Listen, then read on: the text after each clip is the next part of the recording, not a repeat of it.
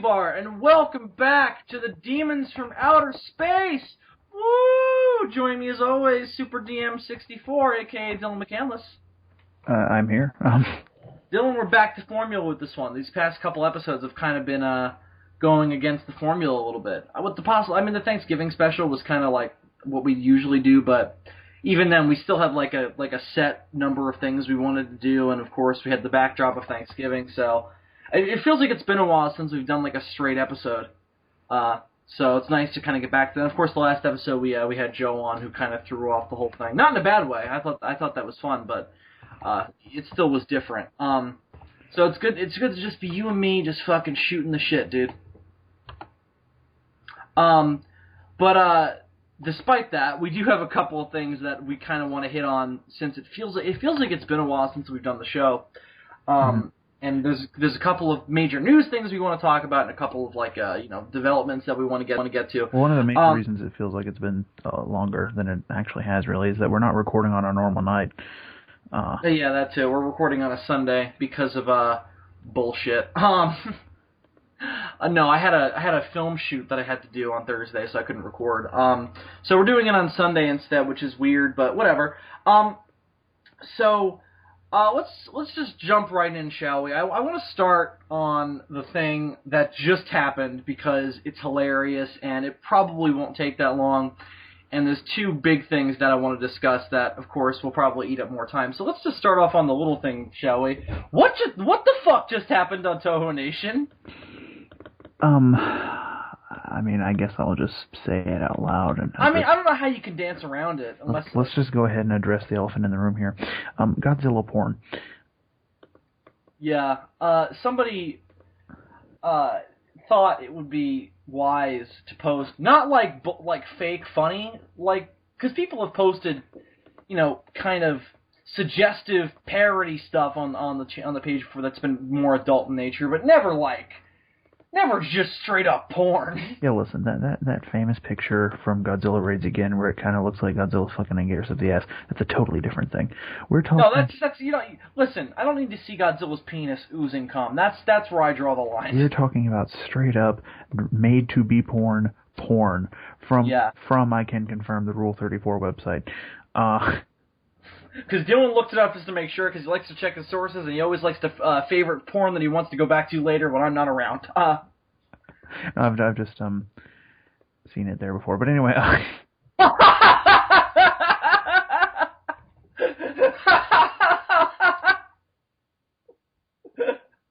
The Secret Life of Dylan McCandless. The newest thriller by Bill Wurster. I have a tendency of typing things into Rule 34 just to see if any porn exists of said things, and naturally that's what they all say, Dylan. That's how it all starts. And naturally, one of the first ones that I did was Godzilla, being that it's the huge fandom to me that it is, and sure enough, there is loads of it. And you see, I just imagine like that scene from Family Guy where they're talking in the bar, and Quagmire is bringing up the new Sports Illustrated cover, and they're all like, "Who cares about that anymore now with internet porn?" And Quagmire's like, "What the hell's internet porn?" And he's like, "You can just go online and search up any kind of dirty shit you want." He runs home, and then the rest of the episode continues, and like 15 minutes later in the episode, but days later in the time of the universe, Peter walks outside his house, and he just sees Quagmire walk outside of the house. Oh, yeah. And he just goes, "Glenn, it's been like 4 days. Where have you been?" He goes, "Oh, hi, Peter. I was just looking up some of that internet porn." And then he lifts up his arm, and it's fucking jacked. He's got these huge muscles because he's been jerking off so much. Well, it's jacked all right. Oh yeah, he used it to jack because he's been masturbating so much. And then he's like, "You been working out?" "Yeah." Oh yeah. That's what that's from. Sorry, Peter, I gotta go back in now. That's what I imagine Dylan was like when he found out about Rule 34. We were on SOS, we brought it up, and he's like, "What's Rule 34?" Went inside his house, and he came back out a changed man. I knew of Rule 34 long before SOS, but anyway, Yeah! So it wasn't even with you guys, it was with my own mother. When you were just learning to spell your name. I was jerking off to Godzilla porn. So this caught me off guard. I mean, obviously, I haven't been on Toho Nation in like a couple hours. So I came home. I was not surprised, honestly. My reaction was basically I knew this would happen at some point, eventually, Right. because that's just how the internet works. I mean, I think we all knew that this was bound to happen. um, Yeah, and we've had close calls, I suppose you could say, of stuff that's been posted on the page where it's like, I don't know about that. Um, like some people have said some shit where I'm like, that's crossing a certain line. But it's never been like just straight up. Somebody literally just posted porn and said, "Isn't this hot?" Um, Thinking to find like kindred spirits who are like, "Oh yeah, Godzilla getting his dick sucked. That's hot." there's crossing a line, and then there's taking a shotgun and just obliterating the line. There's launching a nuke. On the line and disintegrating the line, and the line is gone. But no more line. So before we go any further, just in case the guy who posted it is listening, he is not a bad person by any means. He's not an asshole. He's not a troll. I IM'd him soon after this happened, and I was like, we don't really go in for that sort of thing. Just please remove it, and we won't have any problems. He did it happily and apologized. So I sadly do not remember his name. I don't have Facebook open right now. I apologize, but thank you for being so gracious about it. He could have very easily been an asshole and just like, fuck you guys talk about dicks all the time. That's what I was worried about, because I would have been like, oh shit, he's got a point. Much like Christoph Waltz when offered white cake by Leonardo DiCaprio. We just calmly said, we don't go in for sweets, thank you. But Dylan still admits it to be sweet. No, so, well, that happened. The porn was posted, then it was removed. And then Dylan did something that we thought would kind of go without saying, which is why I thought it was so funny. Yeah, I mean, so Dylan, you've done this before. Yeah. You've had to address the nation before and be like, don't do this, guys. This is not my first State of the Union. Right? Yeah, you're a speechy motherfucker. You're from the South, so you like that shit. I've done it once or twice, but you're our main Toho Nation operator. I feel, in terms of addressing the people. So what exactly did you say to the people of Toho Nation? Because it killed me, and just how like did we really have to spell this out, guys? I said, and I quote, "All right, people. I didn't think this would ever need to be expressly explained, but we, the admins here at Toho Nation, do not want Godzilla porn to be posted.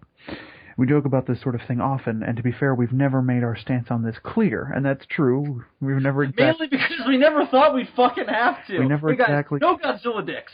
We never thought we'd have to come out and say that, but anyway. But yeah, we've never made our stance on this clear, but we have people of all ages and maturity levels here, so any actual images sort of cross the line, a tad." Sort of crossed the line a tad. And the guy who posted the original porn image liked that post. So I mean, whatever. He responded to the whole thing very graciously. Yeah. Absolutely. Somebody didn't. Somebody decided to be an asshole. And post how many pictures did? Because I didn't see this. But how many pictures did he post? I think it was like 4 or 5. All right. So. Just to be a dick. As separate posts, too. Even more of a dick move, because then we got to go through and, like, are those posts gone now? Because I know you banned him, so are those posts gone? He has been removed, banned permanently, and all of those posts, to my knowledge, have been deleted. Okay, alright. So, I know a lot of our listeners are members of Toho Nation, so we wanted to bring this up more as just a funny story as opposed to like a scare tactic of, don't post any Godzilla porn, otherwise this could happen to you. We will crack down. Imagine this is your brain. This is your brain. This is your brain on Godzilla porn. Any questions? Yeah, what's Godzilla porn? Oh, like this great awkward moment from South Park where Randy is at the school teaching a class about how to accurately measure your penis. And after he finishes going on this rant about all the significant calculations that have to be done, taking into account all these different factors, he goes through this whole spiel, and then this little girl raises her hand and he says, "Yes," and her question is, What's a penis? Oh, shit. How does one define a penis? It's kind of, especially for a child, it's kind of hard to describe without getting, because you want to do a soft sell, obviously. So it's like, Dylan, I want to put you in a situation. We're going to do some DFOS D&D as we once did on SOS. Yes, Virginia, there is a penis. So let's say, let's make this as semi-realistic as possible. Though we're going to start off with a complete science fiction idea. You're dating a woman, and she happens to be like, I don't know, like a third grade teacher. Mm-hmm. And, so I know this is a little bit of a stretch, because, aside from the whole, comedy of you dating a woman, there's the other thing of you despise children. So I do not care for them. So the idea of you dating a teacher is even more alien than the concept of you dating a woman. So, but let's just say for the sake of argument, this is somehow transpired. And she is teaching. I don't remember what grade I learned sex ed in. I think it was around third grade, though, if I'm not mistaken, where they kind of introduced the idea of like things are happening down in your pants. Your bodies are changing. When they said that, everybody in the room was like, "Oh God." I was like, "Into what? The Hulk?" And everybody was like, "Fucking nerds." And I got my ass kicked. I believe that story. And so she's like, I have to teach sex ed, and I'm a little bit nervous about it. Will you come in and help me explain some of the more gratuitous details, since, I'm a woman and there's going to be a lot of boys there, and just lend a hand, if you will. I don't think that's allowed. Well, again, science fiction story, Dylan. You're dating a third grade woman. I mean third grade teacher. Third grade teacher who happens to be a woman.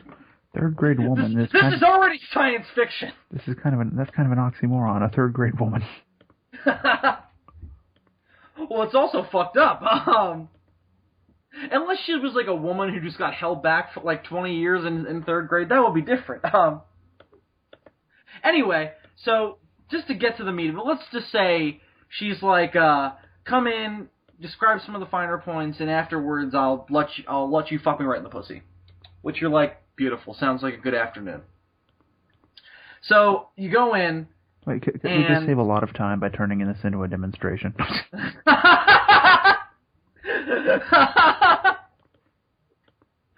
And it was at that moment that Dylan realized that he fucked up. Cock out, pants on the ground, police tackling you to the ground. Alright, kids, that's the way to do it.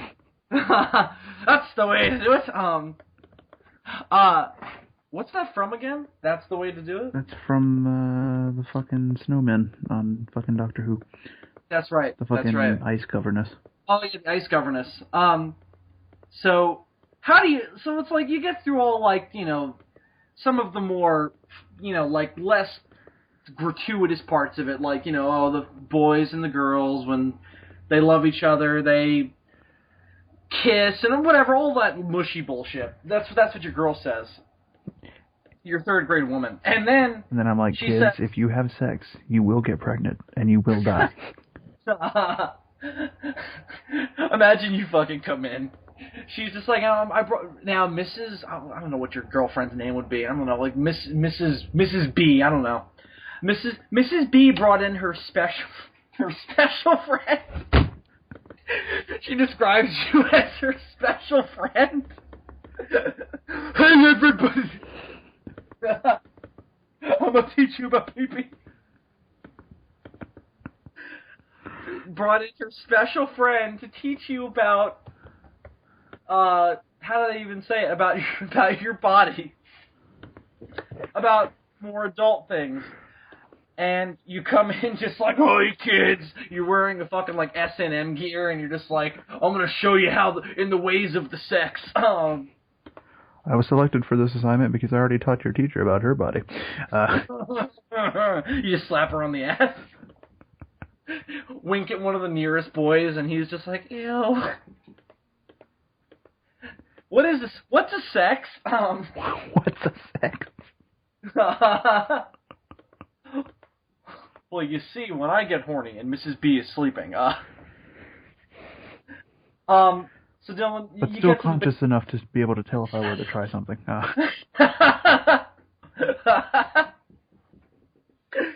So Dylan, you get your moment comes, and she's like, your moment arrives, and she's like, Mr. McCandless, will you please teach them about, or please explain to the boys in the audience what is a penis?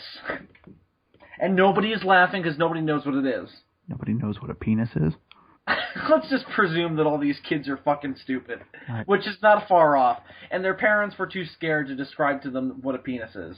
So it's like they have no idea. They know there's something down there that they're not allowed to show people, but they don't know what it is or what it's called. So how do you describe to them what a penis is? I mean, it's pretty easy. It's like, hey, male students, that thing in your pants, that's a penis. You mean my legs? No, the thing in between your legs. You mean my butt? On the other side. What is that, Mr. McCandless? That is a penis. Mr. McCandless, why is your beard so weird? That is an odd question. Oh. Are you in sex ed or cosmetology school? Well, my parents wanted me to do both. They don't limit my education. Your parents are weird. I love my parents, Mr. McCandless. All right, let's stay on the subject of your of your parents. Wait, why? Why are we talking about my parents? I wanted to talk about penises. I'm getting to that. You see, your father has a penis, presumably, and your mother has a vagina. A vagina? A vagina. Gonna have these kids sing it like that for the rest of their lives. Gonna be laughing. Mommy, just goes, Mommy, you have a vagina. And I will just be laughing my ass off forever, knowing that they are going around calling it a vagina. Mr. McCandless? This is a girl now. Mr. McCandless? Where's my vagina? It's where you pee from, and in a few years you're gonna start bleeding out of it. Your girlfriend looks at you like she's gonna fucking strangle you. You come in fucking drunk. This was a terrible idea. This is a terrible idea. I'm not really qualified for this. No, but Dylan, you just come in like fucking drunk, wearing like a fucking traffic cone on your head. Are you fucking kids? I'm gonna teach you about your peace and your regions. What? Your vagina. Your vagina. Alright, so you've described to them these things, and then one of them asks, Mr. McCandless, I have a sex question. Don't we all? What happens when I meet the Pink Ranger from Power Rangers Megaforce? I don't know why this is the specific example, but let's just say because these are the kids these days. Very specific fantasy. Wow. Kid knows what he likes. I didn't give him that much. What happened? Can I stick my pee-pee in her vagina? Only with consent, unless you want to be hunted down by Olivia and Benson. Ah, nice. So I can't just stick my pee-pee in there? No, you have to have her permission to stick your pee-pee in her vagina. Wait, what's a vagina? It's this thing that you stick your penis in. I thought we'd already been there. No, wait, is it the same thing as a vagina? Oh yes, a vagina. A vagina. Just don't remember, they don't know the difference. All they know is what you're telling them. All right, fine. Yes, it's the same thing as a vagina. Mr. McCandless? Yes. Sometimes I just want to have rough sex with my dog. Is that weird? Yes, it is extremely weird. That's bad, and you should feel bad. I don't. In fact, I think I just want to murder everybody in this room. All right. Well, does anybody besides little Jeffrey Dahmer have any questions? Mr. McCandless, do you stick your pee-pee in Miss B's vagina? Stick around, kid. You can be my wingman. And then you're kicked out of the school for sexual harassment, and your girlfriend leaves you, and you go to prison. I asked one of the kids. So, when you were little and you asked your mommy where babies come from, what did she tell you? And they give me some bullshit story about the stork or the cabbage patch or some shit. And I'm just like, no, this is what really happened. The Cabbage Patch? This is what really happened. Your dad stuck his penis in her vagina. In her vagina, and then after a while, it sneezed milk. Oh. Wait, Mr. McCandless, there's milk in my penis? Yes, there is. Oh, cool, so I can just drink it whenever I get bored, right? I mean, whatever floats your boat, kid. They can't because they're third graders and they can't do that yet. Oh, that's right.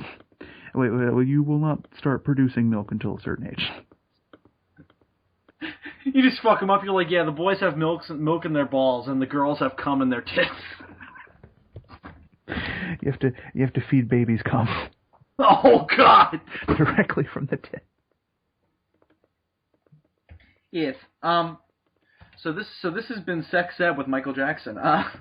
Allegedly. Allegedly. So I don't know how that all got started, but now we're gonna jump to a more serious topic. Shall we? Yeah. Which more serious topic would you like to jump to?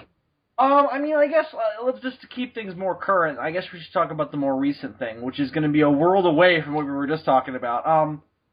But still Godzilla related. By the way, if you're listening and you're not a Godzilla fan, you're going to be really bored tonight. Yeah, we got a lot of Godzilla related things. But my other question would be, if you're listening to this and you're not a Godzilla fan, how the fuck did you find this? Well, they saw the Spectre poster on last week's episode, and they were like, oh, James Bond! And then it was 5 minutes of that, and the rest of it was talking about YouTube partnerships. True. So let's just get a little bit more serious, because I mean, there's not much to say with this, which is going to sound kind of bad, but it's well, let's just say it. This is kind of significant to the podcast because, of course, a big event in this show's history was us going to G-Fest together, which we did a whole mini-series on. And one of the big moments that we talked about in those videos that we did in the mini-series was meeting Heisei era Godzilla special effects director Koichi Kawakita. Yeah. Which we were all very, very excited about. It was a huge honor. He was super nice. Which consisted mainly of Andres talking to him and us standing there awkwardly. Yeah. Well, I mean, I told the story, which is kind of my Koichi Kawakita story, having been in the same room as the man. When we were at I guess let's just say the news first, and I'll tell that story. So, very, very sadly, a couple, it wasn't a week ago, it was only a couple days ago, right? We didn't find out about it until a couple days ago, but apparently he actually died on the 5th. Really? Which apparently is his birthday, which is even more fucked up. Yeah, well, you just spilled the beans. Sadly, Koichi Kawakita passed away on December 5th, which was, as Dylan pointed out, his birthday. And he was way older than I thought he was. I thought he was maybe in his mid-60s. Dude was in his early 70s. 72 when he died. Which, I gotta say, that dude looked good for 72. Oh, yeah. He was so, full of life and kept in very good shape. I mean, I saw pictures of him when he was working on, Godzilla vs. King Ghidorah, and, I mean, aside from a few wrinkles and a few gray hairs, he looked like he was out of time. You know, as a people, they do tend to age pretty well. Yeah, I mean, it's apparently. That's always been a stereotype that Asian people tend to age, which is racist, and I really shouldn't bring that up when we're trying to pay tribute to this man. Is it racist, though? Well, even if it's not racist, it's a weird thing to say when we're trying to pay tribute to this man who we clearly respect and have a lot of admiration for, having just passed away. Point being, he still looked really good. Yeah, he looked great. And Tomoko was fucking hot. Yeah, absolutely. And now we've objectified a woman, and we fucked this up. Hey, Toho Nation, you got all kinds of Godzilla porn, but no Katsura porn? Nah. Yeah, that's fine. No, that's not kidding. So Koichi Kawakita passed away this week. I don't know if I read the reasons why. Or not the reasons why, you know, I don't need that explained to me. But unlike those kids in the sex ed class, I don't know. See, Bill, people die. After a certain amount of time, your life simply extinguishes. No, I read about it first on August Ragone's blog, and I didn't actually read the full. I just saw the headline, and then of course it popped up on every other Godzilla page that I follow, including Toho Nation. That's where I first saw it. Whoever was the first person to share it on Toho Nation, that's where I found out about it. And it was really a shock, because as you said, you know, we met the motherfucker, so it's like, yeah, it really blew my hair back. And it was really just because it's like, you know, people who've worked on Godzilla films have died recently before, and it's like, you know, the actress who played the time travel, what was her name? Megumi something. Oh yeah, she died not long ago. She died very, very recently, and a couple months ago. And you know, of course, I was like, oh, you know, she was great in that movie, and you know, of course, anybody who's connected to Godzilla who passes away is sad, and anybody, you know, who passes away is sad in general. But it's like you know, there really isn't a personal connection. I never met the woman. You know, of course, her performance was very nostalgic for me because Godzilla vs. King Ghidorah was an early movie for me, all that stuff. But it's like I never met the woman. She's in a completely different country, and it's like there's a very strong lack of connection between people who worked on classic Godzilla, because the other thing is, like, you know, they're not the same level of celebrity as, you know, American production workers. You know what I mean? It's like if Stevens, there's a difference between because, you know, especially since it's in a foreign country and we don't read Japanese news on a week-to-week basis, especially celebrity news. The country was not rocked by this news. In other words, it wasn't like Robin Williams all over again. Right. Which is not to downplay, you know, her passing, of course. It's just to say why it wasn't quite as hard-hitting as something like that on a personal level, not even like a media level. Well, yeah, it was definitely hit me harder than it probably would have, just based on the fact that we had met the man, and that's the point I was getting to. That's why it hit me so hard, was because it was just like, that guy passed away, and we just met him like a couple months ago. It really fucked with me. And you know, and enjoyed meeting him a lot, and I'm very glad that we went and met him. Yeah, I'm very, very happy to have interacted with him before he passed away. Yeah, I mean, that panel that they did about him was amazing. Yeah, especially that short film that they showed, the plane one. That's some of the best plane work I think I've ever seen. Too. I just watched the first couple minutes of The Dark Crystal for the first time. Mm-hmm. Since I was a kid. I remember seeing it once when I was like 6, but you know, I don't really remember it. And I was watching it, and I was like, oh, this is, of course, it's Jim Henson. It was amazing, but I was like, you know, you really appreciate.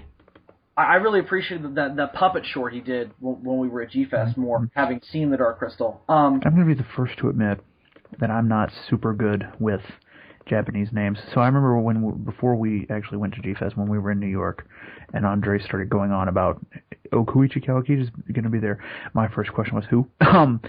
Well, yeah, absolutely, yeah. But after he explained to me that it was the guy who had done the special effects for Heisei Godzilla and for the Mothra trilogy, it was really a big deal, because, you know, the Heisei era of Godzilla growing up, you know, that was my Godzilla. You know what I mean? Mine too, yeah. And so it was really a big deal, and now to have him, you know, dead is also a big deal.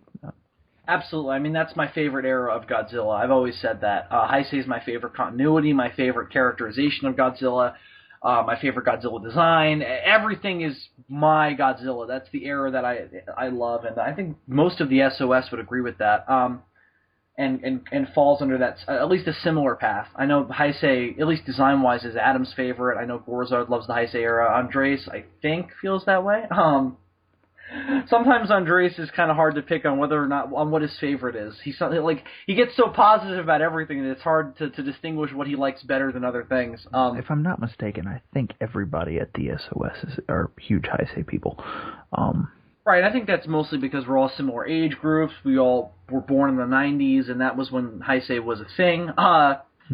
So that was the era of Godzilla we grew up with. Another reason I think the Heisei era is very popular, not just among us, but among Godzilla fans, is that it's a lot more consistent than the other two eras. Yeah, I mean, it's got the hardest continuity of any Godzilla series, at least until we get sequels to the Legendary movie. But we'll talk about that later. And God, I should have grabbed the drink before we got on this. Anyway, what was I saying? Oh, but even then, it's like there are still continuity problems with Heisei, which I outlined in Godzilla Palooza.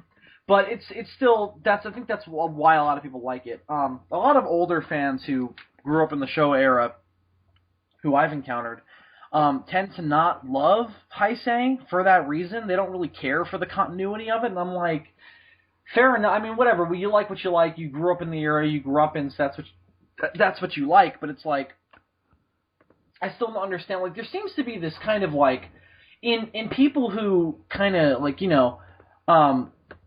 grew up in that era. I've often encountered this like kind of disregard or disrespect for continuity in general. It's like, well, why are you so against continuity?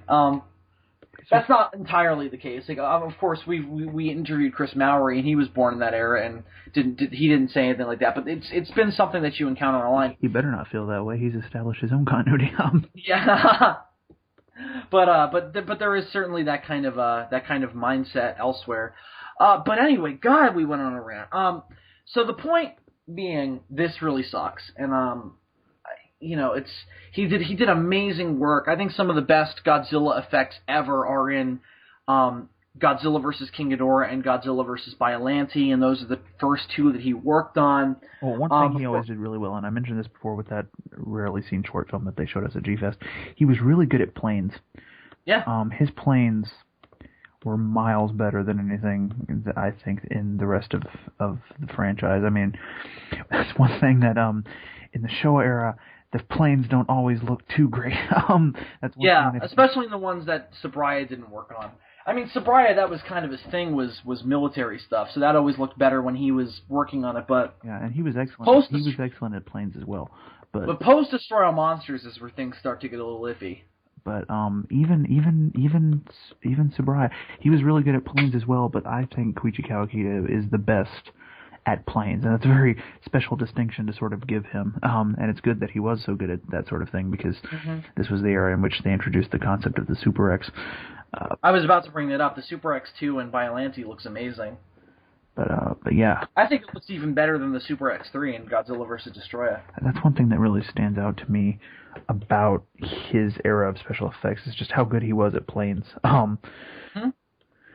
And military equipment in general. Again, I know I keep bringing up Biollante, but there's those military attack scenes in the rain. Holy shit, those are cool.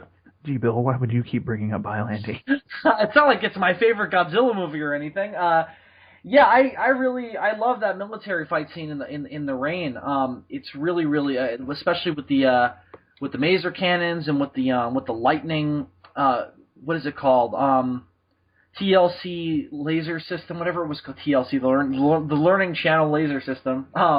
Yes. I forget what they were called. I usually pride myself on knowing the names of specific Godzilla weapons, but I cannot remember what that was called.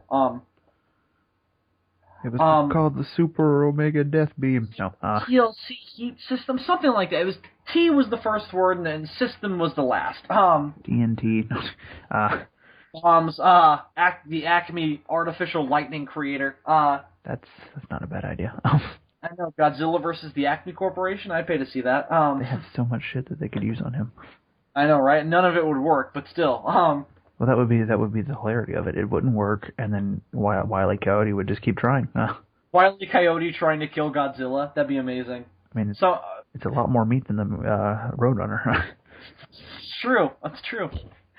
Similar evolutionary path as well. Indeed. Thanks, Jurassic Park. Thanks, Jurassic Park. So, just to get back to the main conversation, the dude was a master at what he did. Amazing special effects director, and he will certainly be missed. To quote Kevin Smith from Babylon, big bucket of win. Indeed. Cauldron of win. But I wanted to briefly tell that story that I think I told on some of the other podcasts after G-Fest, but I'll just restate it here. about Koichi Kawakita. I didn't actually interact with the man on like a one-to-one level. That Andre shook his hand and spoke with him briefly. I was too nervous and too. I mean, the thing that I really got nervous about was I don't want to, kind of make myself look like an idiot for saying something to him in English that he's not going to understand because, of his limited understanding of the English language or anything. The man did not speak English, by the way. Yeah, well, that was the whole thing. I was really nervous about that. I didn't want to make myself look like an asshole. I didn't want to. And aside from, I mean, I'm really bad around celebrities anyway. The few that I've encountered, it's like, I get really, I'm terrible at that.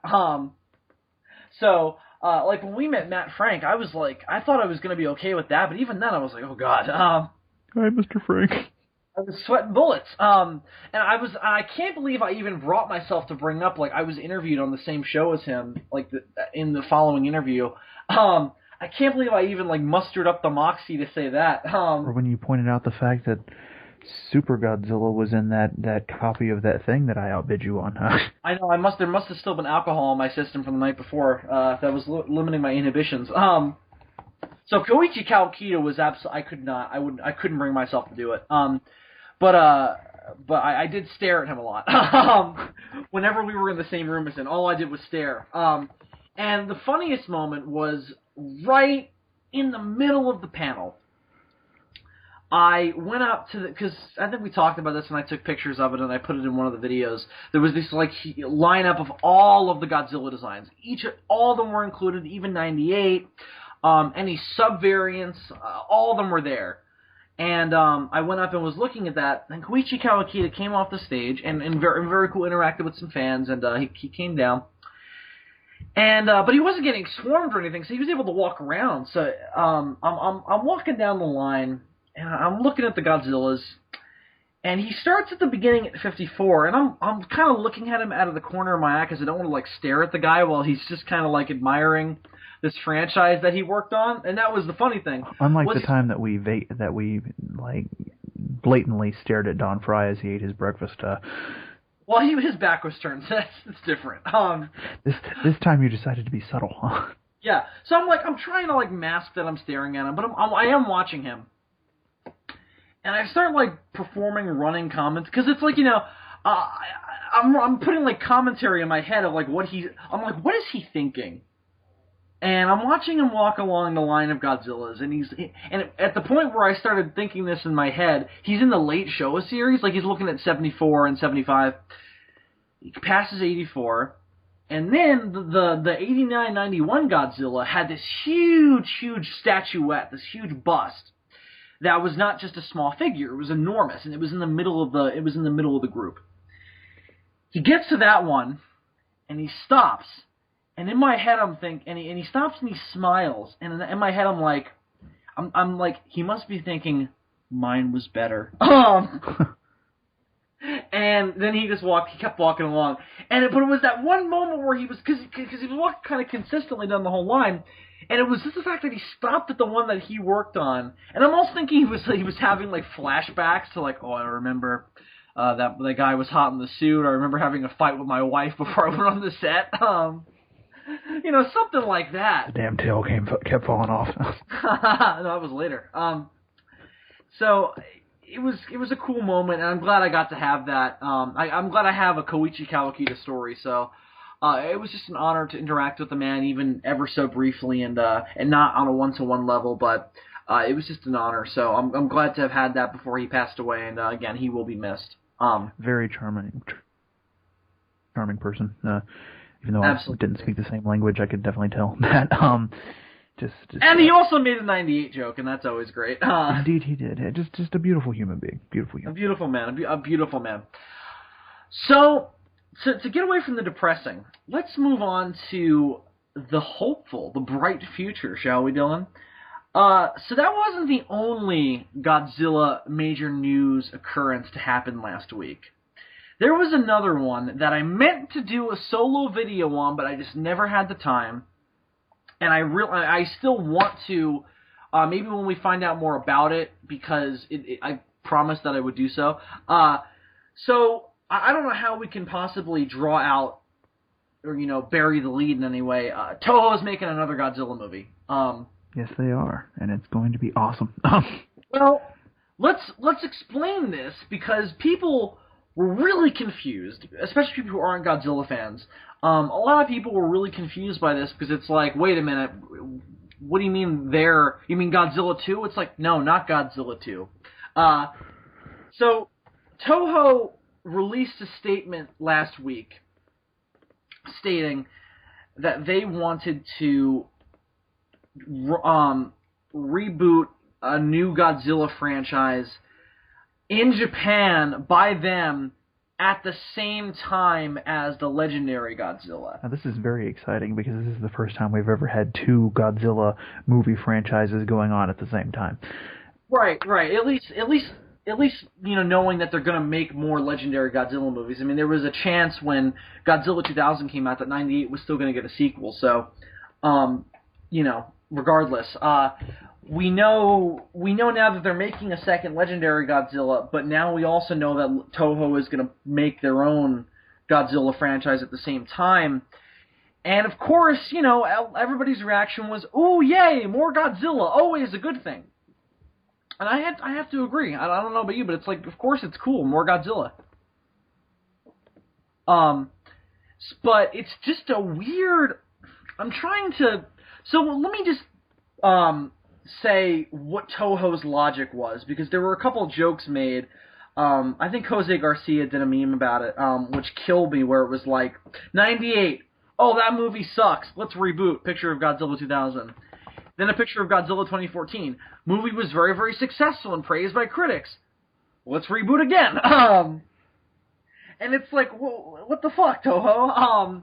But, I guess you could say, well, they're just trying to, make as much money as possible with the character while he's hot again. Godzilla's very, very popular right now because of the new Legendary movie. So let's put out as much Godzilla as possible to make as much money as possible while he's popular. But that's not exactly what they said when they explained why they were going to make this movie. They said, and I don't have the quote available, so this is paraphrasing, but basically they said, we're not going to bow down to Hollywood and let them do what they want with Godzilla. We're going to make our own Godzilla, we're going to bring the King of the Monsters home and make our own Godzilla franchise and not just subdue to Hollywood's will. Now here's the thing that we have to keep in mind. Japanese doesn't always translate that well into English. Yes, absolutely. I completely agree. Something like this happened recently at G-Fest when Toho did a live video feed via Skype to G-Fest while the opening ceremony, and said it was mistranslated that they were going to make a new Godzilla movie in Japan during the Legendary movie. I mean, during the Legendary run. It was all the way back then, and it was proven to be wrong in mistranslation, which is what I thought this was at first, but then it was confirmed, and we know it's going to happen. It's going to happen now. What I think is mistranslated, or not necessarily mistranslated, but misunderstood, is the nature of their statement. The way something sounds when you read it out in English might not necessarily be the way it sounds to a Japanese person who is speaking those words, because things just don't always translate that well. The sentiment is probably completely different from what we, an American audience, would read into it. Right. And, I mean, so there's a chance that it's not quite as mean-spirited as it comes off, I suppose. But let's bear a couple of things in mind. Toho had little to no involvement with the actual production of Godzilla 2014. They gave them the rights to the character, and then they were off and running. They didn't have any, I don't believe they had any insight into, you can't do this, but you can do this, unlike they have with the IDW comics, as we learned when we talked to Chris Mallory. And of course, we don't have as much insight into the Legendary movies as we do the IDW comics. Not until we interview Gareth Edwards. Yeah, the upcoming SOS interview with Gareth Edwards. So maybe they do have more power over it than maybe we think, but based on what I know of it, they have almost no power over it whatsoever. So I mean, it's basically Legendary's franchise based on a Toho property, which is all that he's credited for, all that they're credited for in the credits of Godzilla 2014. All it says is based on the character of Godzilla created by Toho Company Limited. There's no other like a Legendary production, with executive producers at Toho. I mean, there were people who worked at Toho who executive produced the movie, like Yoshimitsu Banno, but he wasn't. I don't even know if he's working for Toho anymore. No idea. So it's kind of interesting. So let's talk about the shot. And we'll get into, of course, like we'll talk about the movie itself and what we think it should be like and all that cool stuff in a minute. I just want to briefly mention the mindset behind Toho, because this is really, really bizarre. And I can't think of a time when it's been done in the past. I don't know, Dylan, maybe you can. But I can't think of a time where something like this has happened. Something like this is happening in the future with Power Rangers. There's going to be 2 different Power Rangers continuities going on at the same time because they're rebooting Mighty Morphin into a movie, and they're also still doing Dino Charge on Nickelodeon. Right, so, but even then, that's one version of it being on TV and another version being a movie. You know what I mean? But more of my point is that there's 2 continuities running at the same time. Right. The other day I thought of an example, but I'm trying to. It's not coming to mind now, which is frustrating. Bond. Never Say Never Again and Octopussy came out the same year. This isn't an exact example, but this happens sometimes with like properties that are in the public domain. Like you remember a few years ago when everybody and their brother was making a Snow White movie. That's right, Mirror Mirror and Snow White and the Huntsman. So I mean, it's happened before with public domain, but I don't know if there are any. It's also happening with oh God, I lost it. Oh, with Peter Pan. Yeah. No, not Peter Pan. The Jungle Book. Yeah, but I don't know of any examples. And there's also been examples where you would have. Can the Spanish version of Dracula count as an example of this, or not really? Since that was just... No, that's more of an international version. I mean, isn't that kind of the same thing as like the Return of Godzilla and Godzilla 1985? They're technically the same movie, just released in different countries. Sort of, yeah. So I guess... I know it's a whole different production, but still, it's like it's still the same movie. The more weird thing is like it's 2 entirely separate productions happening at the same time with very little crossover, except that they're both about the same character. So, it's interesting that this is happening. Yeah, to say the least. So, just to wrap up on the whole mindset of Toho and all, do you think they're doing this because they're mad at Legendary because this movie worked? No, because the Japanese really seemed to respond well to the movie. I mean, they seemed to respond about as well as the Americans did. It was about the same level of, like, some people liked it, some people didn't. Right, but I mean... But it wasn't like that 98 level of, like, this is a bastardization, fuck you. But overall, people seemed to like it. And also, I think there was an overwhelming, air of relief that this version had showed much more respect for the original than what had been done in 98. So I honestly don't see any reason for them to be, angry, especially since... Well, no, I'm saying, are they... I'm sorry, go ahead. Go ahead. Sorry, no, you go ahead. Especially since they made a whole lot of money off of it. But the question is, how much of that money... Oh, wait, they released it in Japan, though. Yeah, and I mean, here's... Oh, okay, so they did make a lot of money. I think their mindset is simple. They're cashing in, and hell, I would too. Yeah, but I think my question was not so much, are they mad because they bastardized Godzilla? More my question was, are they mad because this version worked? Because it was really successful. Their version of Godzilla is very faithful to what they did in the classic Godzilla series, and because fans were happy with it, and maybe they felt like, oh God, fans forgot about us. They're going to praise Legendary now. All they're going to want is the Legendary Godzilla. So are they maybe doing this to like be like, we still have Godzilla too? Yeah. and our Godzilla is the original Godzilla. I don't know. It's a strange occurrence.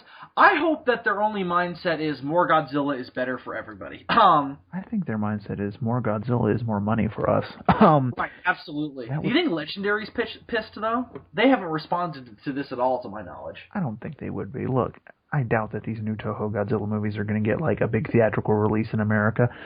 No, but there's a chance they might get a limited one like Dragon Ball Z Battle of Gods, though. They might, and that would be fine, but I don't think they're going to like attract a whole lot of fervor or whatever in America. I think, the fans are going to get their hands on them, obviously, but that'll probably be about it over here.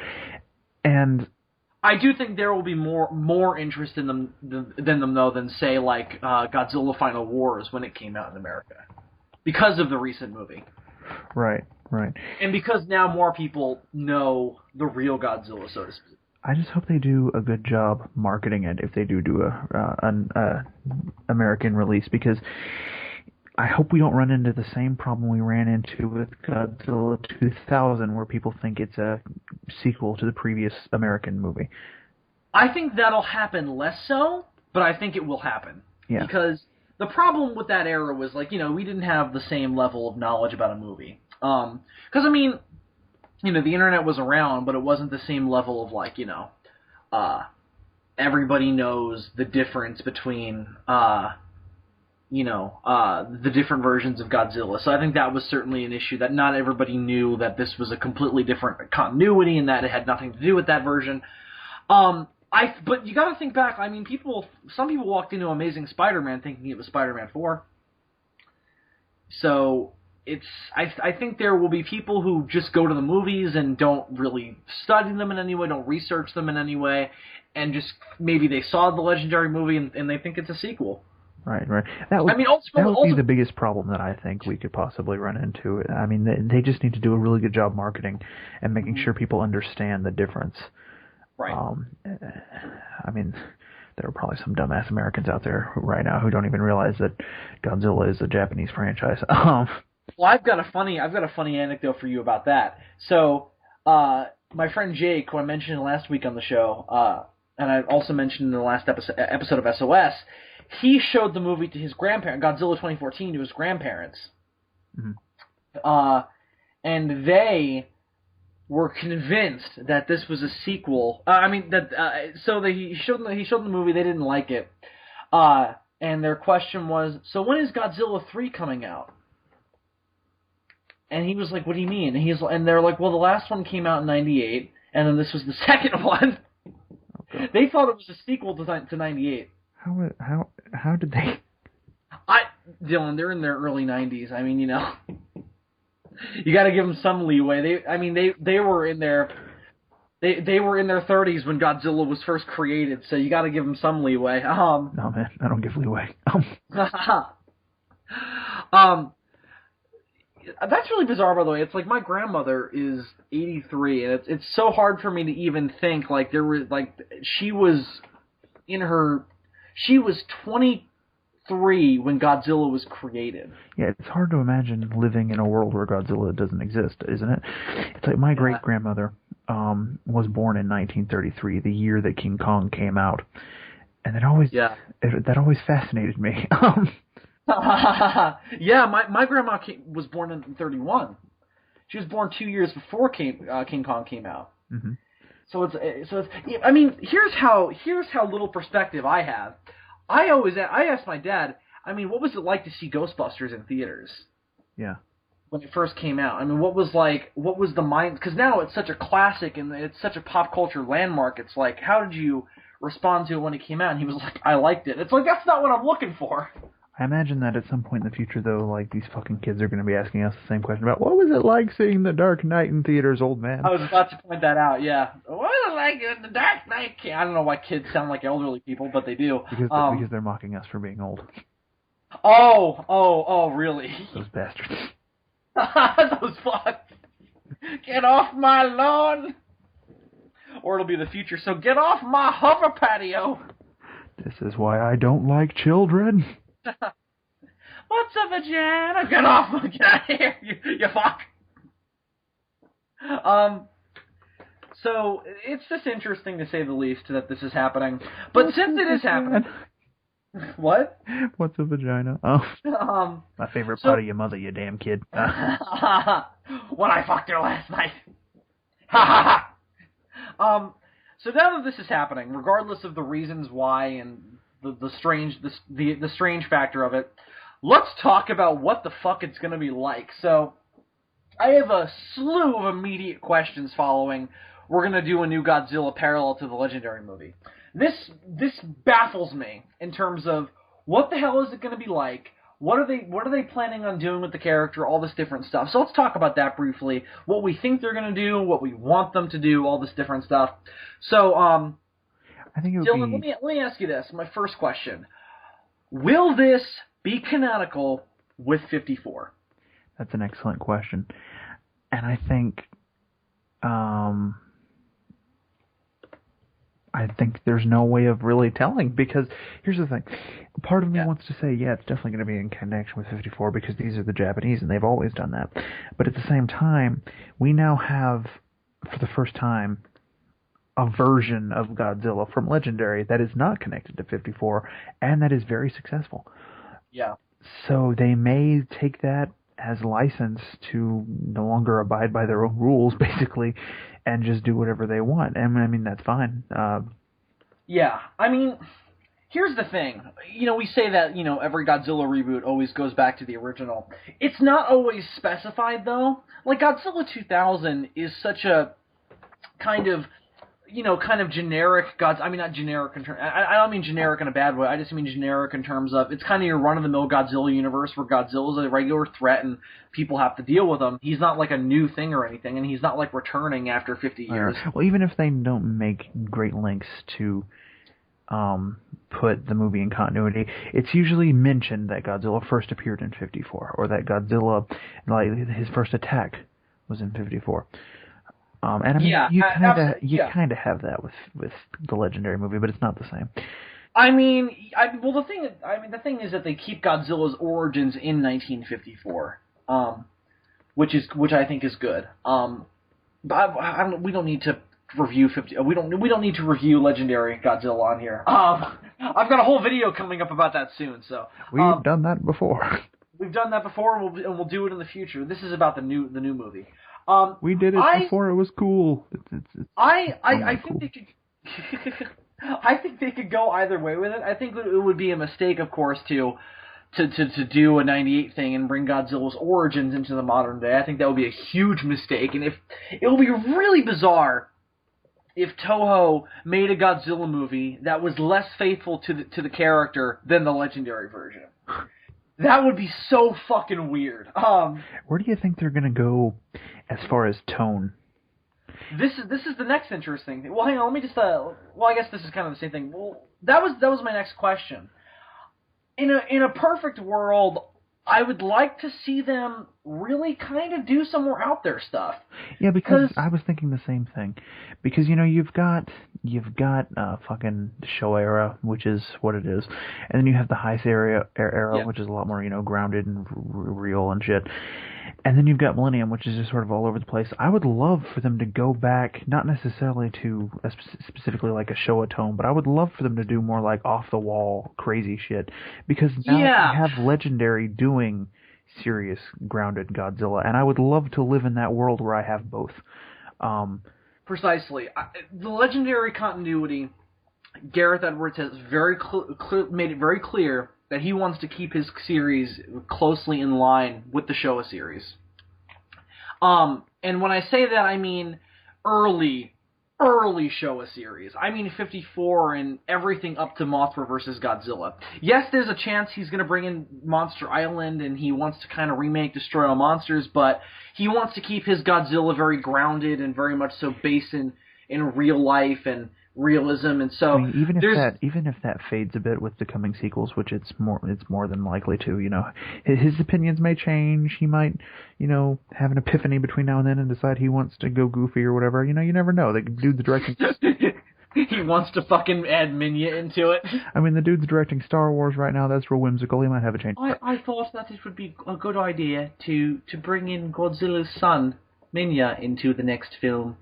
And also to go back to my personal favourite portrayal of Minya, Godzilla's Revenge. But even if he goes in a slightly more mid-Showa direction, I mean, I think the don't most think- outlandish we will see the Legendary series get is probably the first Millennium Mechagodzilla movie. we are not going to get anything as out there. You know, it's if a transformation like that does occur, it's not going to be anywhere near as night and day as like the transformation between 54 and Gigan. You know, it's Well, I think that the transformation would come in a way of like Godzilla's reappearance or public appearance has changed the rules of this universe, which is what would happen anyway. So that's gonna happen in the sequels anyway, regardless of how realistic they keep it. Plus, And I I'm think not really sure that you could fly that in the modern day with your franchise. I don't know if you can shift tones like that because audiences these days are a lot more picky. Well, I don't know about that. I mean, you look at something like I don't know. I'm trying to think of a good example. I mean, it's not completely impossible that they would do a full 180 tone shift. I mean, some of the X-Men movies feel a little bit inconsistent in their tones. You know what I mean? But I don't know. It doesn't happen as much nowadays. But regardless, I think in a perfect world, it would be really cool to have a Godzilla series going on during the realistic Legendary era, where we can have Gigan, where we can have Megalon, where we can have the Exilians, where we can have all this more off-the-wall stuff, but at the same time tell good stories in that setting. Mm-hmm. You know, and I think when we both say off-the-wall, a little bit more hyper, a little bit more heightened, and a little bit more sci-fi oriented, I don't think we mean we want the quality of stories that you would see in something like Godzilla vs. Gigan or Godzilla vs. Megalon. I would still like them to keep kind of a good hold on telling a good story in that kind of more over-the-top sense. Like, you know, look at something like Guardians of the Galaxy. That movie is fucking crazy and colorful and really out there, but it tells a really good story and has really good characters. And, you know, this... If they do such kind of a tone with their Godzilla reboot, you know, follow that kind of template and, you know, give us stuff like a cinematic origin for Gigan. Give us an alien-built Mechagodzilla again, which we haven't had since the 70s. You know, all this kind of stuff that we can't really have in the Legendary movies where they're doing more of a Dark Knight type thing. So I agree with you. So the next thing that that Toho mentioned that they're not sure about yet, and I kind of want to get your thoughts, pseudomation or CGI. Yeah, I've seen a lot of discussion about this going on. And it's really, really touchy. And I think it all comes down to which one can they make look good with however much they decide to spend on it. Right, and these days, CG is getting, you know, it's cheaper than ever, you know. Yeah, but even then, it doesn't always look good. Indeed. I mean, I would love if they could pull off a good mix, because a good mix is always a good thing. Yep, I agree. But are they going to do that? I don't know. It depends, especially now that we've got a successful CGI Godzilla that looks like the real Godzilla. It's a lot like the question about whether or not they would keep it in continuity with 54. On the one hand, I would assume that they would lean towards suitmation just because that's what they've always done, aside from that one time. But at the same time, it's like you've got this new thing and it's successful for the first time, and they might just take that as a license to try something different. I mean... And they also haven't, you know, you mentioned the one time, and I believe you're referring to the Always 2 cameo by Godzilla, right? Yes, and it looks fucking awesome in that. Yeah, it looks great. I mean, you see it for like 2 seconds, so it's, you know, who knows if they could pull it off looking that good in a full movie. It looks a hell of a lot better than the full CG renderings of Godzilla from Godzilla 2000. I'll just put that out there. Absolutely. But it's, you know, Toho. It's not like this would be the first time Toho has done Godzilla in CGI. You know, in all of the Millennium films, at one point you see Godzilla in CG.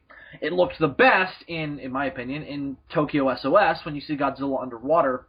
You know what? Now I'm thinking about, I don't think they show Godzilla in CG in Final Wars. Not that I'm aware of. I mean, I think they did all Suitmation. he pulls off some pretty awesome stunts in that movie for none of it to be CG, but I think they did it all practically. Yeah. I mean, there is CGI. I mean, obviously there is CGI in the movie. I mean, like Zilla's entirely CG. Kamakuris. And the CG in that movie looks pretty good. Yeah, I mean, Zilla doesn't look as good as he did in his own movie, but, I think that's more of a matter of they didn't give a fuck about him, so... Yeah, because then the other CG characters that they did looked fine. The Kamakuris. Kamakuris looked really, really good. I don't even know if they had a full-moving puppet for him. And that... you know what, they had to, because there's that scene where he attacks the ship. Yeah, the transformation scene from Monster X to Kaiser Ghidorah looked really good. Oh, yeah, that looked badass! And obviously that was CG mixed in with practical. See, that's what I'm saying. If they can pull off a good mix, yep. If they can Jurassic Park it, then that would be ideal, I think. Especially 10 years later. I mean, imagine what they can do now. Yeah. To be fair, though, they spent a lot of money on Final Wars, and they didn't make that money back. I don't know if they would be prepared to make that kind of financial investment again, but at the same time, they're, I think, hoping to cash in on the success of this Legendary movie. So, I don't know. It's really, really debatable. But to get off of all the money stuff, on a personal level, what do you want to see a mix, right? Yeah, I think I do, because we've had Suitmation Godzilla for so long, and now Legendary is doing CG Godzilla very well. I would love to see a good mix done. It's kind of like my stance on the tone. I would love to live in a world where I had both. Absolutely. A good CG Godzilla and a good Suitmation Godzilla. I completely agree. I mean, I think, you use the CGI to fill in where the suit... Because, it's like their whole thing is like, oh, the suits don't always... There are certain things you can't do with a suit that you can do with CGI. Well, okay, a suit, and this goes back to how well you execute your suit also, but a suit doesn't always look like a living, breathing creature. Okay. So you use the CGI to fill in the gaps where the suit simply cannot do certain things. Exactly. I don't know if they did any of that in GMK, or if those facial expressions were completely animatronic. Nah, those were all animatronics. They were? Okay, well then that was just an example of really good suitmation. But you could. I mean, that was the guy who did Gamera 3, so of course. You could pull that off easier with CG, honestly. You can use practical effects and touch them up with CG to make them look like they're more living, breathing creatures. And it looks great when they pull it off. I mean... Gamera 3. Jurassic Park, I think, is one of the two movies, yeah, CG-heavy movies from the 90s, it and Terminator 2, that still hold up remarkably well for that very reason. Terminator 2 is for a different reason. Terminator 2 holds up so well because that character was just made to be done in CG. Absolutely, yeah, you could not do that character without doing... I mean, maybe you could do stop motion or cell animation, but it wouldn't look as good. Some of the effects that they did for him in the movie are practical, though. Yep. And they look great, but... when he gets torn apart, it's all practical. Yeah, all of those bullet holes that Arnold blows into him, other than at the end, when he shoots him with the grenade launcher, all of those... Yeah, obviously that's not... Yeah, they had the... No, but when you see him torn apart, that's all practical. Yeah, a lot of it actually... I was surprised how much of it actually was practical when I went into that movie and did more research on how the effects were done, but anyway, now we're getting on a Terminator 2 tangent. Yeah. I think if you pull off a good mix, because obviously that's something that they were not doing in Millennium. If you pull off a really good mix and do it right and make it look convincing, I think it would be beautiful. Yeah, I absolutely agree. It's also going to be interesting to see where they go with the design, because especially now that we have a good American Godzilla design with the 2014 movie. You think they'll again use the success of that movie as license to maybe go a little bit crazier with their Godzilla design process? Or do you think they'll do what they've always done and just sort of stick more to the basic look of what classic Godzilla looks like and make alterations here and there, but overall just keep them look basically the same? That's what I kind of want, is I think that while we have this... But the thing that makes it trick, because I was about to say it'd be nice to have a more classic-looking Godzilla while we have the American one, but but the problem with that though is that the American one looks like the real Godzilla, so it's like it's weird. Yeah, it's weird to compare them. It's weird to live in that world now, where we don't have a crappy-looking American Godzilla that we can't. that where it's like, oh, we have to go back to basics. But, it's like, because we have that now, because it's like the Legendary movie takes licenses with certain things, of course, the feet and Godzilla having gills, but aside from that, he's Godzilla. He's got 3 rows of spikes, he stands on 2 legs, he stands upright, he's got a tail that drags on the ground. That's all. It hits the major notes of Godzilla. We are sort of accustomed. We sort of became social barometers, if you will, for the Godzilla fandom as it existed before 2014 came out. Now we live in a completely different world, and I'm sure this is something that we'll touch on when we do do a retrospective over the year of 2014 in the when we do that on SOS like we did last year. Right, when we do the New Year's special. Right, 2014 has been an excellent year for the Godzilla franchise, and as a result, we now live in a drastically different world, a drastically different climate, and it's hard to predict anything that's going to happen because we're just not used to this sort of Godzilla climate, I guess is the only word I can think to use. Where we have a good American Godzilla, a good comic book series coming out in America, and now we're going to have and there's going to be a new game. It's like this. There's a lot of good happening in the series, and when we first started out, we were living in a barren wasteland.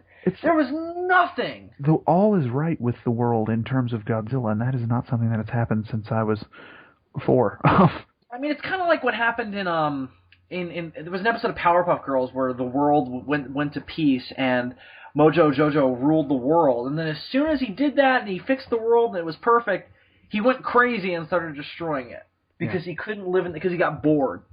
And that's kind of what's happened to us. It's like, of course, we're thrilled to live in that world where we've got all this good Godzilla stuff, a good American Godzilla, and all this other stuff. It's great. It's just that it's taken away my. It's a new frontier. You know what I mean? Because it's like we haven't had this ever, especially in our lifetimes. It's taken away my ability to know how to feel about upcoming Godzilla things. It's really a strange world that we live in. We've got two cinematic Godzilla franchises going on now. We've got the video game coming out. We've got the ongoing comic book universe. Mm-hmm. We've got Odyssey. We've got Odyssey. We got all this good shit going on, and it's just so much is happening in the franchise. It's been a fantastic year, and I don't know. I don't know. I don't think I can predict anything anymore because we just live in this completely different world. Yeah, because it's like we had a very clear vision of what we wanted back before the 2014 movie came out, of what it should be and what the future of Godzilla should be like. And now we live in a world where quite a bit of that future has been realized. So we didn't get exactly what we thought we were getting. Right. I still wanted 2014 to be more about Godzilla, but even then, it's like most of the stuff that we outlined in those videos we did, whether that be World War G or whatever other videos we did before 2014 came out, a lot of it was realized. So now it's hard to say, like, well, what do you want from the new Toho movie? It's like, well, I want it to be good, and that's about it. Yeah.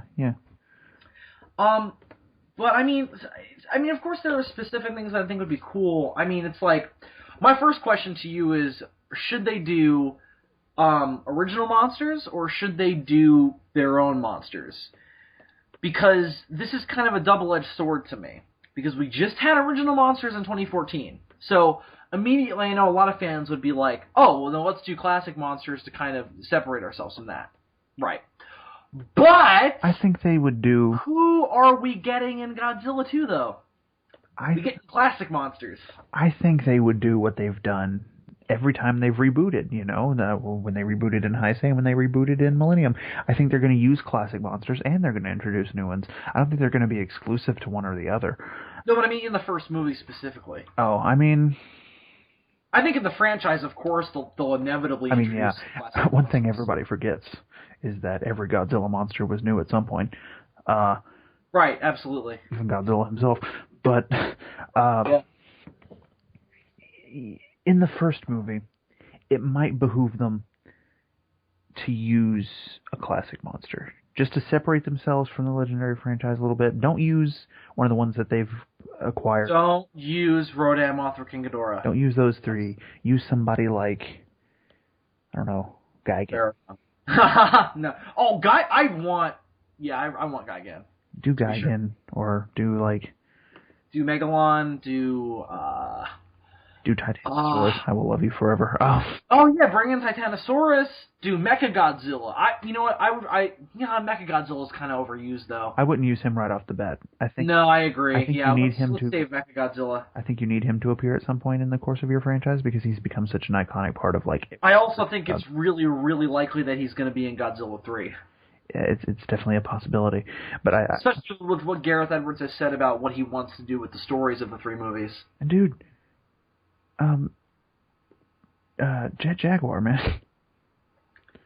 Yeah, we don't need Jet Jaguar. Bring back fucking Jet Jaguar. Do it. Do it now. Sure. I don't know. Maybe a mix. Let's bring in some classic and maybe one original monster. You know, I know some people said they wanted to see Baggin in this movie. I don't know. I'd be down for that. Finally see him in a movie. That'd be fine. Maybe bring back somebody like Destroya even, who is like, he's one of Godzilla's big enemies, but he was only in one movie. You know what I mean? Like, a lot of Godzilla's like really classic enemies, like really big names in his rogues gallery. It's like they only had one movie. Megalon, obviously King Ghidorah is the exception to that, but it's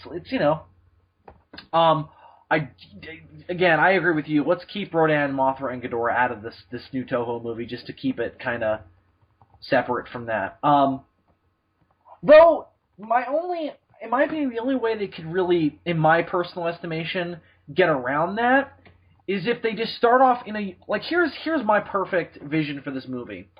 Even if it's not in continuity with 54, or even if it is, let's just have a already established Godzilla universe with some background to it. Godzilla's been around for a long time. Maybe there's some other classic monsters in there. You know, maybe Mothra is in this universe. Maybe Rodan's in this universe. Maybe Godzilla's fought King Ghidorah, but we're not going to focus on those monsters. Maybe give us an older, like battle-scarred Godzilla. No. I mean that's kind of what we have in the Legendary movie, though. Kind of. You already have kind of an older battle-scarred Godzilla. Here's an interesting question.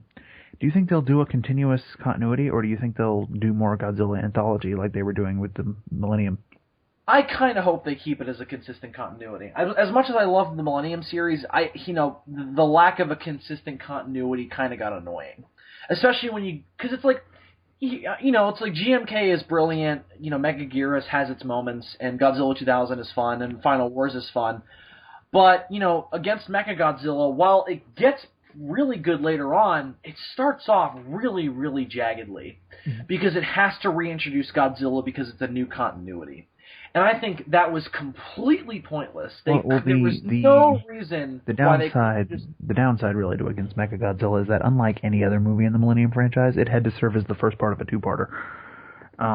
Yes, but it's also... The other thing is, there's no reason why that movie can't be a sequel to Godzilla 2000. There's no reason whatsoever. It cannot be that. Yeah. Final Wars is the same. I mean, Final Wars is a little different because it's kind of ambiguous as to whether or not it's in any pre-existing continuity. There are people who say that some of the writers said that it was a sequel to Godzilla vs. Destroya, which I don't think makes any sense. There are some people who say that, it's a sequel to Godzilla 2000. It's but ultimately the point I'm making is this is going to be a reboot that will either go back to 54 or it won't. And either way, I don't want Godzilla to be reintroduced. I think it's completely unnecessary to do that, especially since that's what the Legendary movie did. And especially since, at the end of the day, in America and, overall, I'm sure a lot of people who watch this movie are going to already be Godzilla fans.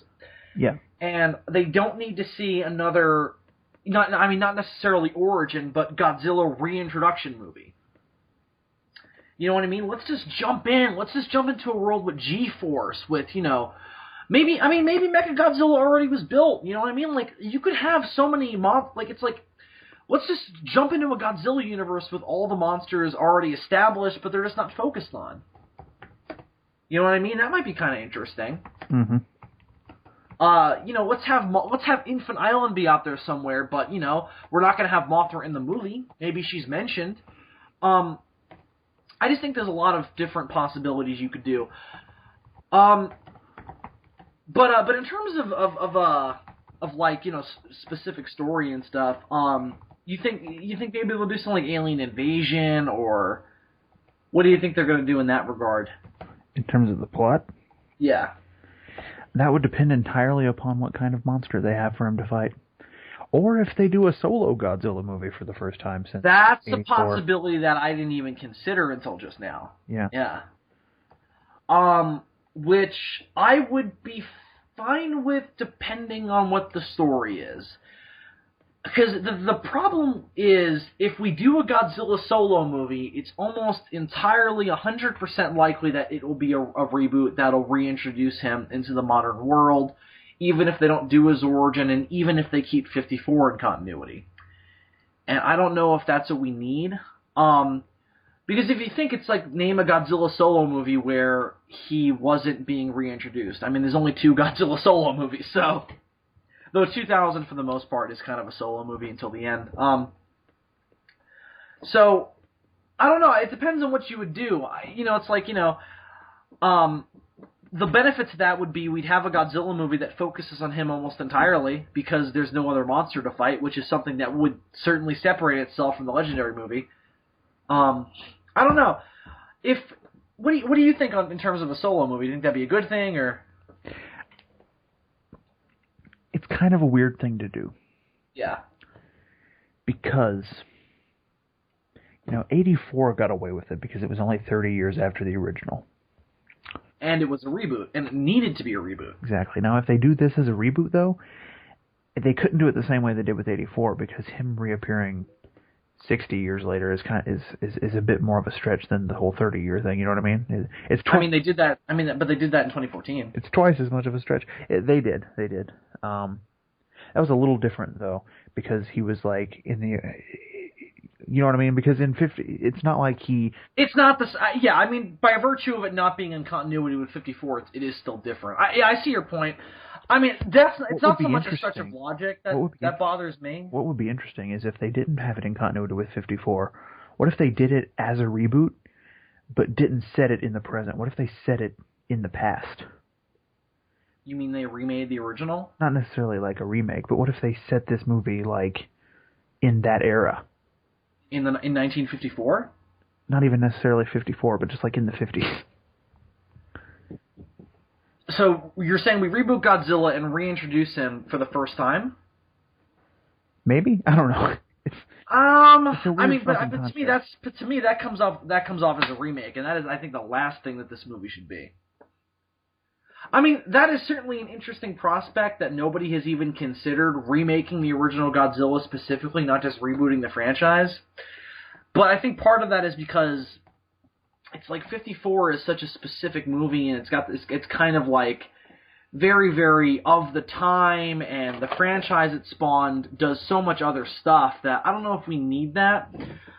I would almost say what might be more interesting is if they did set it in the past, and they set it in like the 60s, and we did an alternate history thing, where if it is in continuity with 54, well, what if we explore a Godzilla universe where we do like a Watchmen thing? How would the universe change with Godzilla in it? Would Nixon have been elected instead of JFK? Something like that, you know what I mean?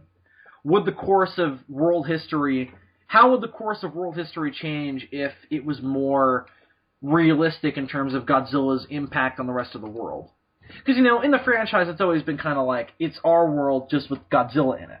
Right. But if they go back to like a campy Showa thing, it would be interesting if they set it like in the 60s and did like a Batman Brave and the Bold type thing. That would be interesting. Or leave the time period a little bit more ambiguous, like create a more... like a Batman TAS type of thing where it's kind of a mix. That would be cool. Or the Universal horror movies, the whole Never Never Land thing. Yeah, like a Tokyo that looks like the 60s, but it's like people have cell phones. Something like that would be cool. The Science Patrol is a thing. Science Patrol. Will they get sued because they stole that? No, man. What if this becomes the grounds for a Godzilla Ultraman crossover? That would be interesting. That would be the greatest thing ever. And the plot could be that somebody cloned Godzilla, and the clones are Gomez and Jiris. Oh, wow, that'd be interesting. I win the internet. No. The internet is mine! Mine! So, We got 2 years until this thing gets made, or until it comes out at least. So it's going to be interesting to watch and see what they decide to do with it. I'm excited, though. I think it's really, really cool that we're going to have 2 Godzilla series going on at the same time. Oh, one more point I wanted to make, though, in regards to Toho's kind of mindset with this and how this might impact, how the 2 series might impact each other. Oh, you know what else this is almost kind of sort of like? Doctor Who and the Daleks. Yeah, absolutely. I mean, it's a little bit different because that was more of like a specific interpretation of something that the guy owned. But yeah, it is certainly like that. It's one of the it's a strange thing, and there aren't a lot of examples, but there are examples that are like kind of like it. Right. There was another one that I just had in my head and I completely forgot. Oh, I mean, it happened with Power Rangers in the past, too. We had the TV series going out at the same time, and we had the Mighty Morphin movie that came out that wasn't in continuity with it. Weren't those 2 Guyver movies, the American one and the Japanese one, made, like, around the same time? Guyver and then Guyver Dark Hero? Yeah. No, I think Guyver Dark Hero is a sequel. Oh. But wasn't one of the movies American and the other one was Japanese? Well, I think the first one was made by an American company, and then it bombed, and then Japan was like, "What the fuck are you? We are going to make a sequel anyway." Oh, okay. So it's not... But you have to ask David about that. I don't know. So again, it's not exactly the same thing. Right. Well, there are certain examples. But let me make this one last point, and then we'll kind of wrap this up, and we'll close out the episode. I think that what this might do positively for the Legendary series, for Godzilla fans, of course, I don't think this is an issue with people who aren't Godzilla fans, is that this might take some stigma off Godzilla 2, because I think a lot of the reason why a lot of people were so angry that Godzilla didn't get a lot of screen time in 2014 was because there hadn't been a Godzilla movie in 10 years. And we finally have a new movie. We got a Hollywood big budget version of Godzilla, and he's only in it for 10 minutes, and the story isn't about him. That is where I think a lot of the annoyance came in. Yeah. I think with 2 series going on simultaneously, and Toho's Godzilla maybe having more screen time or whatever they end up doing, or just by the sheer virtue of having more Godzilla, I think people will be less... there won't be as much pressure put on Godzilla 2 to be the greatest thing ever, as I feel was put on 2014, even by myself. I think that I thought it was inevitable given how much time and effort I put into analyzing the making of the movie. I put way too much pressure on that movie to be like the greatest thing ever. We all did. I listened back to some of the old episodes of World War G, and I'm like, wow, we really... It's like, this is not meant to change this wasn't meant to, like, fucking... save the world or anything. It was just meant to be a good movie. I mean, the reasoning is clear. It was the first time an American company had tried to make a Godzilla movie since '98, so it felt like we gotta go. It felt like the end all be all. It was like this is the ultimate showdown. It was like, we gotta go hard or go home. You know what I mean? Yeah, absolutely. This has to be the best fucking thing ever. And now that it's out, and it wasn't the best fucking thing ever, but people loved it anyway, and it was very popular and among a lot of people. Not so much with some other people, but that's to be expected. And now that pressure is sort of evaporated a bit. It will be even lessened by the fact that they'll have another Godzilla series to watch that will hopefully be different enough from the Legendary series to kind of give some people what they wanted from Legendary that they didn't do. I think that it'll take a lot of stigma off off Godzilla 2 and kind of allow it to maybe stand on its own a little bit more. You know what I mean? Yeah. So I think that'll be a positive as well. I think Godzilla 2 will honestly be better because it won't have to be the only Godzilla movie coming out in the foreseeable future. The Godzilla series is alive again, is what I'm trying to say. Yeah, that's the world we live in, and it's very exciting. Yeah, absolutely. So that's the cool thing, and that now we don't have to keep. And I think maybe that's the intention of Toho with the fact that they said we won't bow down to Hollywood. I don't know if it's so much we're bowing down to their version as more so bowing down to their time schedule, because the whole reason the movie's coming out in 4 years is because Gareth Edwards is making Star Wars. Yeah, Toho might just be saying, we're going to give the people more Godzilla, damn it. Yeah, absolutely. I think that's more what they're saying. So I think that's really, really cool, and I hope that's what they mean by that statement, and in that way, I think it'll be a good thing. I don't know exactly what they meant by that statement, but I'm sure it's not what it sounds like. Yeah. This sort of thing happens all the time. How about you, a legendary? This sort of thing happens all the time. Anybody who ever watched animes at any time in their entire life should know that some phrases just don't translate that well. Right. Sometimes Japanese people say things that to an American here just sounds a bit off or whatever, and you just got to realize that it's a completely different language. Right. So I think that's going to do it in terms of the weekly Godzilla update with Dylan McCandless and Bill Worcester. No, Dylan, anything else we have to cover, or are we good to go? I mean, I think in terms of announcements, I think we're going to hold off on Odyssey for a little bit and just kind of get some of that in the bag, and then kind of come back with a vengeance on that. We're going to use our Christmas break to write a whole bunch of shit. Yes, absolutely. And then either, what do you think? The most optimistic would be issue 3, like very end of December, but more than likely it's going to be in January, I would imagine. I would say, honestly, I don't even think late December is even a possibility. I would say like maybe early to mid-January, I would say. Yeah. Is when issue 3 will come out. And then to maybe make up for a little bit of lost time, if we end up getting it out by early January, we'll put out issue 4 at the end of January.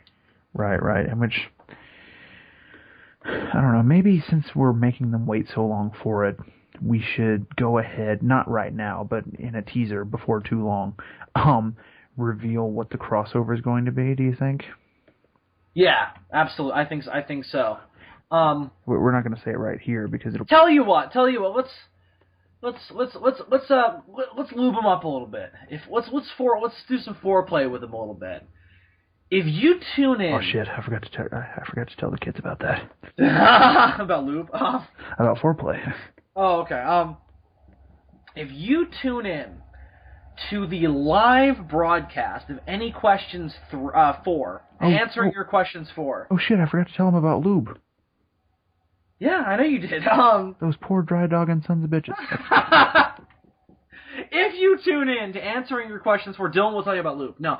Well, you see, it comes in a variety of brands to suit your. I personally prefer Vaseline.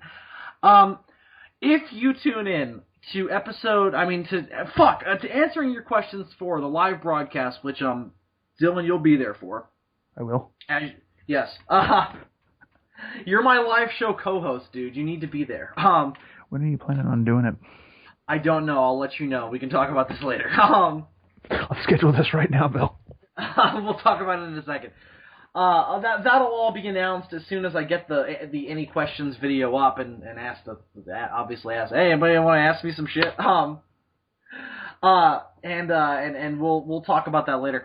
But if you tune into that live broadcast, on that live broadcast, we will premiere a small teaser trailer for issue 3 of Godzilla Odyssey. Not unlike the teaser trailers that we released for the first 2 issues. Maybe even smaller. If you remember all the way back then. Yes, if you remember years ago when we did that. And we will reveal the crossover. Yes. And if you tune into the Christmas special for the Demons from Outer Space, we'll give you a hint. Oh, a hint. I like a hint. So that'll give you guys some incentive to listen to and watch those 2 things. Also, we had talked about this, and I think we're still planning on doing it. Doing some more original content on the Facebook page, like I did before. With the video about the designing of the Odyssey logo and whatnot. Again, a video only available on the Facebook page, so go like the Facebook page. We'll like the Facebook page in the description below. So more updates on Odyssey are coming soon, but in terms of stuff coming in the future, in relation to that, my Any Questions 4 video itself, where you post all your questions, will be going up in the next couple days. I had a really, really busy week, so I wasn't able to record the video, but I should be able to get it done Tuesday and get it up and be ready for early next week when we'll do the broadcast. I'm looking at next Tuesday as a likely date for the broadcast itself. Because I won't have work and everything. So, but I'll work that out as it develops more. But I think that's going to do it for my announcements. How about you? You got anything specific to you, or? Adam has started posting the trilogy of Daimajin reviews that me and him recorded. The first one is up. I don't know when he's going to post the second and third ones, but I'm assuming they will be coming up in the following weeks. So go watch those. We did some like serious reviewing. Whoa! Who does that anymore? About those three films, and personally, I think that they were some very good reviews. I think we had some interesting things to say. So go watch those. Also, I'm planning to close out the year to get at least one more episode of Kaiju Spotlight up for 2014. Sometime over the course of December. Good. So look out for that. And for next year on Kaiju Spotlight, I can go ahead and tell you that I and someone who has recently been doing a lot of artwork for the SOS Network are working on a new title card type thing for 2015.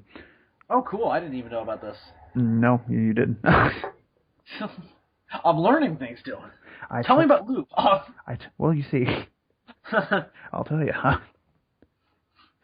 But that's it. That's it. Daimajin reviews, Kaiju Spotlight, new title card next year. Odyssey's not dead. Use Loop. All right. Well, just to ask, do you know what monster you're doing for the next episode, or do you want to save that? I do know what monster I'm doing for the next episode, but I will not tell you. Ooh, hint. A hint? A hint. Come on, hit them, Dylan. You want to get them. You want to get them lubed up and ready. God, I don't know how I can give a hint without making it too obvious. Make it really, really subtle. You know what? I'll ask a series of 3 questions and 3 questions only, and they will be ambiguous enough where I'll get some information. First question: is it Godzilla? No. Is it Godzilla? Second question: is it Gamera? No. Third question: is it King Kong? No. Damn it! I used all my questions. That brings it down to 4 million other suggestions. Does the monster go underwater? No. Ooh, okay. Is it reptilian in nature? C. That means yes. for the layman listening. Bill, after consulting his Spanish dictionary, which I actually have one of those. Bill determined that I said yes. Can it fly? No. All right, so it's a land-dwelling reptile. The other thing I will say is that it's actually one of the kaiju that somebody suggested, because I felt kind of bad because for a while now on the show I've been asking for suggestions, but I haven't actually used any of them yet. Is it Gahara? It is not Gahara. I don't think anybody ever suggested Gahara. I'm suggesting Gahara. Well, you know my pick, and I want you to still do it. What was your pick again? Yongari. Oh yeah, somebody else has said Yongari as well. He's definitely on the list of ones I wanted. I just recently rewatched that movie too. Which one? The original or the remake? Oh, the original. Fuck the remake. Yeah, I fucked that movie. I have a history with that movie. I have none of the nostalgia that ties a lot of people to that movie, thankfully. So. I do actually. I still think it's one of the worst monster movies ever made in America. Anyway, no, it was a Korean movie. What the fuck am I saying? I was going to say, it was not made in America. That's a bigger fuck. But it fucks me, though, because it's got American actors in it, so it fucks with me. That's an even bigger fuck up than when I forgot to mention Zigra's Paralyzer Ray. No, it's not. That was a pretty big fuck up. I don't even know what I was thinking.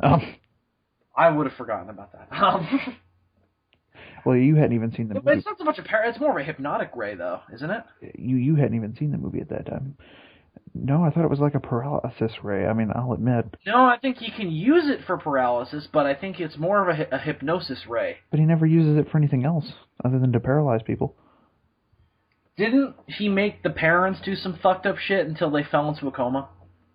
He does mind control in the movie, but I don't think he specifically used his ray to do that. It's been a while since I've seen it now. I don't remember. But I called it that in Gamerapalooza, so it's another thing I fucked up in that series. I have a list now. Anyway. So I think that's going to do it for this week's episode of The Demons from Outer Space. Thank you, as always, for listening. Until next time, I'm Bill Worcester, a.k.a. Zazubaar. And I'm Dylan McCandless, reminding you to always have your pets spayed and or neutered. And to use lube. And to use lots of lube. And as they've been for a long fucking time, you can ask the Roman Empire, them Germans, they be fucked up. The Roman Empire would have very strong opinions on that matter, huh? They would. Yes, they would. Good night, everyone.